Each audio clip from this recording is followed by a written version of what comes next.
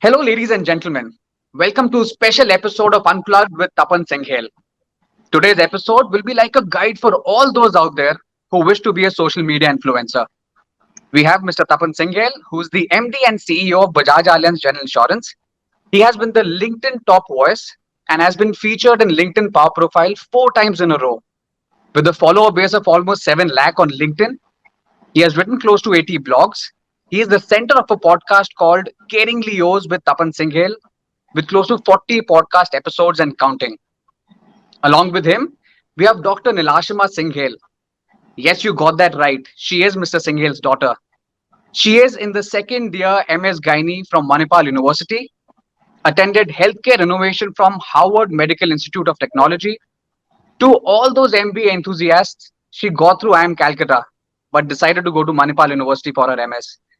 From being voted as Miss Fairwell to President of Student Council to General Secretary of a university to Head of Cultural Committee to Red Belt in Taekwondo.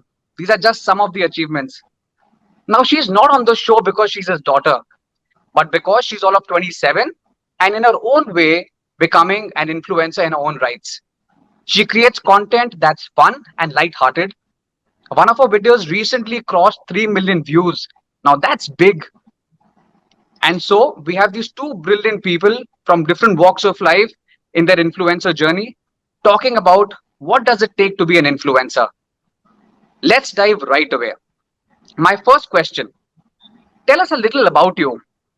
What do you do? Take us through how your day looks like.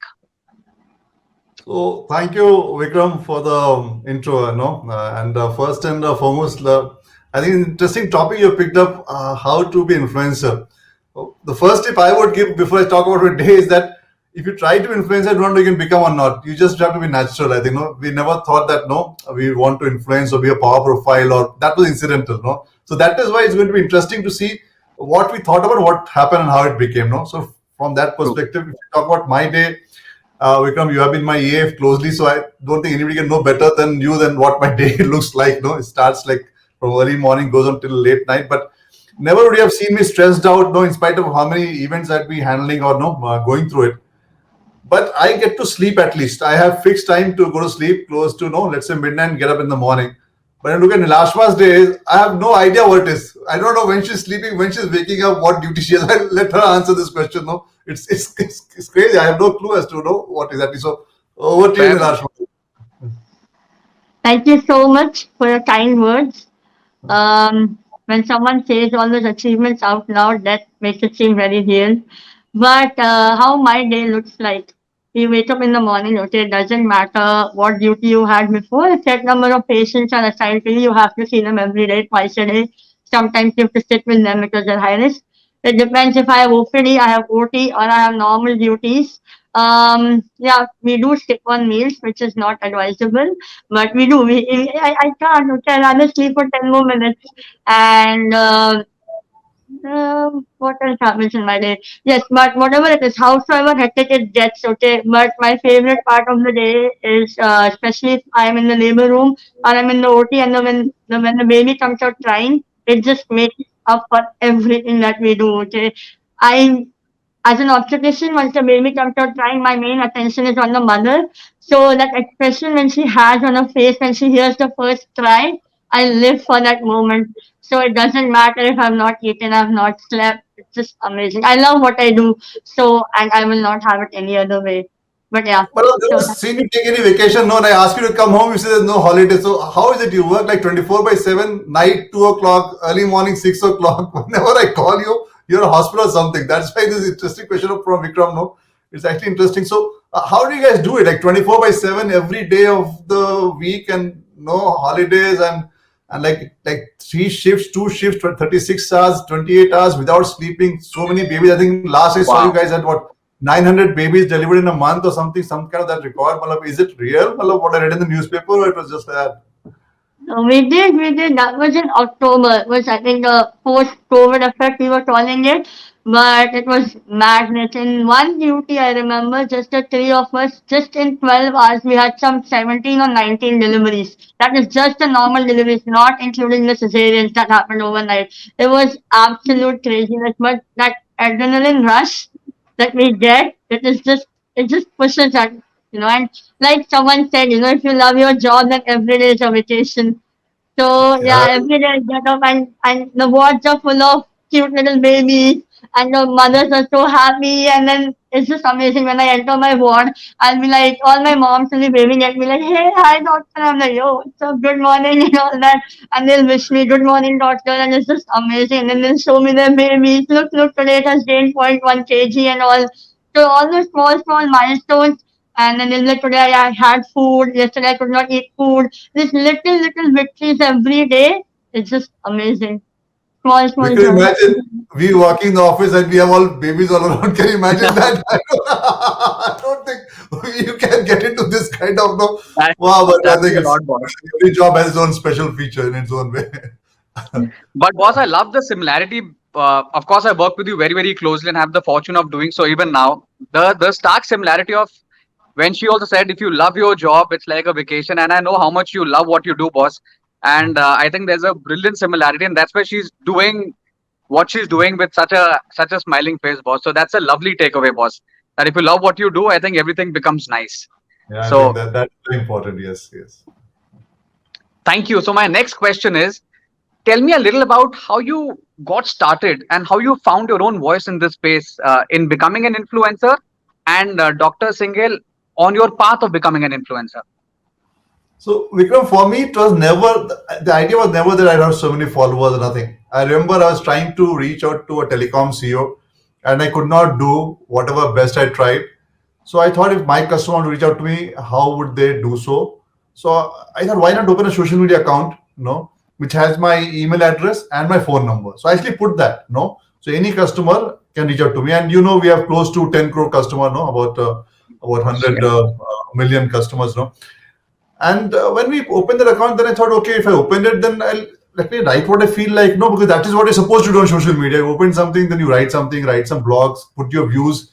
So it just started very naturally. So whatever came to mind, no small instances. Like I remember, I was seeing some kids play in the playground. I saw them very happy, and I was thinking that when I ask anybody, what do you want in life, they say happiness. And here, all these kids are so happy. So what happens? Like when we are born, we are so happy, and as we grow older, we destroy happiness, but we're seeking happiness. Is it not so very interesting? Then I wrote a blog on that, and that became very very popular. No, I remember once I bought a motorcycle. I had a Java when I was young. No, and I have a picture in the last month. She was a small kid sitting, on the Java. She used to be very keen before I left for office. She would come and sit on my bike for some time.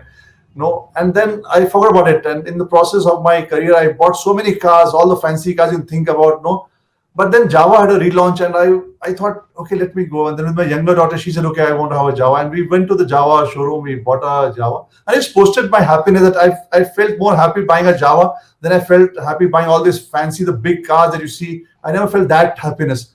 That actually blew out of proportion. That like so many people liked it and commented on that. So what I realized was that by being natural, by just putting what I felt like, the rest was incidental. Whatever we see in terms of followers or being top voice for so many years or being power profile for so many years or no, all that what you see was very incidental. My intent was never to become what this led to. It was only to serve customers, and because I opened that, it was to put in my whatever genuine feeling or observation I had, or what knowledge I had. I thought, why not share it to the world? No, why let it just be with me, and no, that is how it started, Vikram. No, that was it's as simple as that. It's not very complex, not very strategized, not very planned, not the corporate way, putting an LRP, an AOP, daily monitoring target, nothing like that. It was a very simple, humble way to solve an issue which I felt should be solved. I think that was my experience, which I thought I'd do. So. How about you, Dr. Singhel? Again, you will say you will notice a similarity. Okay. So I was not on Instagram. I think I joined Instagram in May last year. That was because my interns were like, ma'am, we want to tag you in some post. You please join Instagram. We can't keep doing a screenshot and sending you on WhatsApp. So you need to join Instagram. So I was like, and my mom also, Beta, I need to send you this post.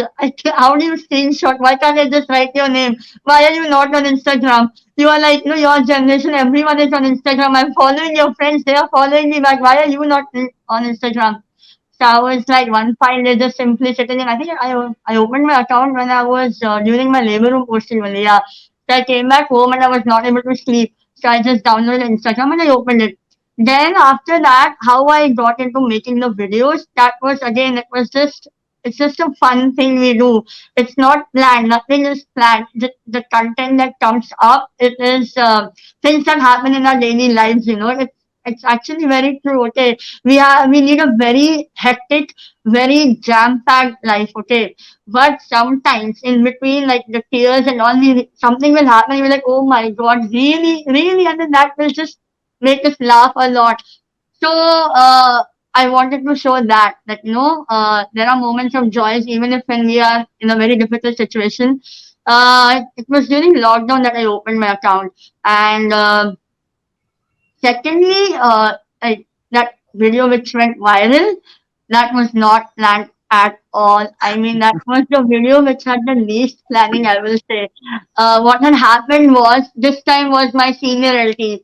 That means I was the senior most PG handling the LT, and that was after a very hectic night duty.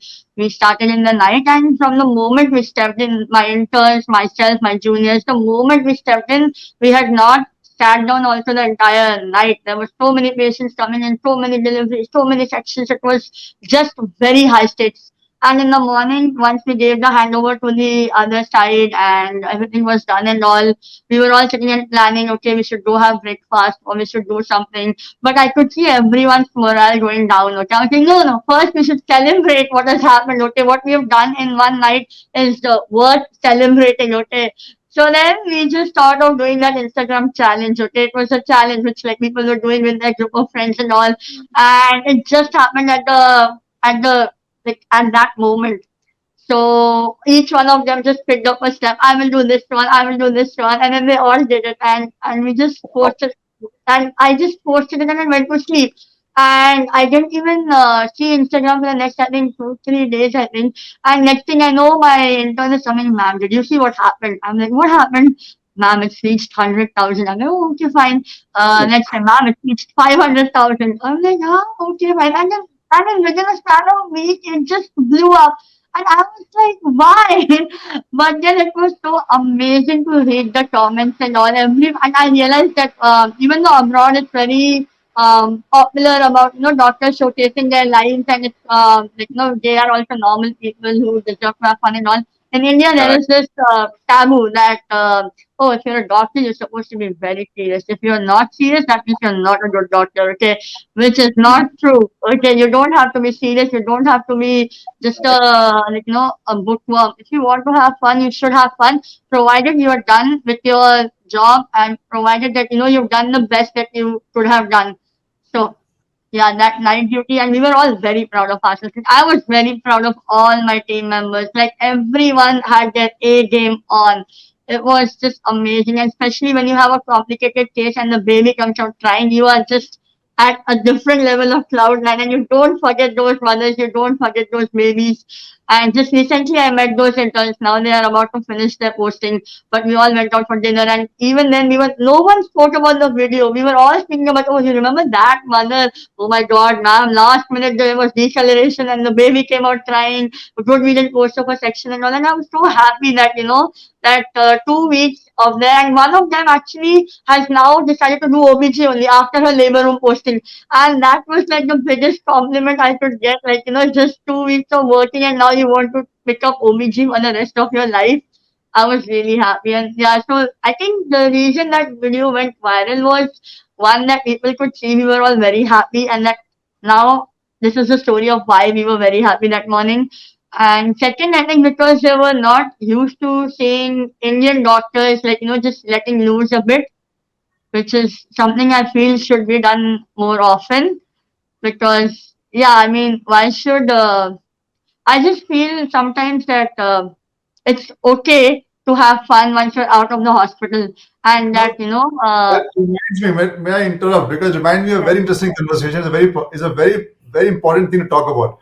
I remember I gave a speech in way back in Delhi, and one of my next in command, he was there, and I told my staff, if you're not having fun at work, I'm very worried for you. No, you should really have good fun at work because that is when you will have a good life. Because if you can't enjoy what you're doing and you can't have fun doing that, and you can't be laughing, and working hard, and really, really going out and saying, okay, delivering and celebrating, then what's the life like? You're going to spend like 30, 40, 50 years working, and you're going to be serious, and you'll be sad, and you'll be stressed up, all that. It can't be a good life. And I gave that huge speech, and I came back, and then this next in command of mine, who's again a very close friend of mine, he came to me and said, I don't agree with you. I said, oh, what do you don't agree with me? He said, no, work is work, and you can't have fun at work. Fun has to be after work. It can't be mixed the two. I laughed at him. I said, you're also right. There's nothing wrong in it. Everybody has their own way of living a life. But my philosophy has been that I actually have a lot of fun at work. And as I said, Vikram has been one of my ears for a very long time, and he's seen me. We work very hard. We deliver to the best. But having fun is something that we can't let go. In fact, if I walk down, if I don't see anybody smiling, I stop and ask, what's wrong? Are really troubling you so much? Why are you not smiling and not being happy what you're doing? So it's a very important topic to have. A lot of people get confused with this. It's an old age thought of always being serious. You're not working enough. I don't think, I personally don't agree with this. And the best part is that second in command of mine, after about 2-3 years, he came to me and said, I remember your speech and I told you this. And you know what? You were right. I think somewhere we have to talk about this, and it's good that you raised this topic. And I think it's a very important message that one has to really work hard, be sincere, do it well, at the same time enjoy it, and be celebrating and be happy about it. I think it's a very important conversation. Good you raised it.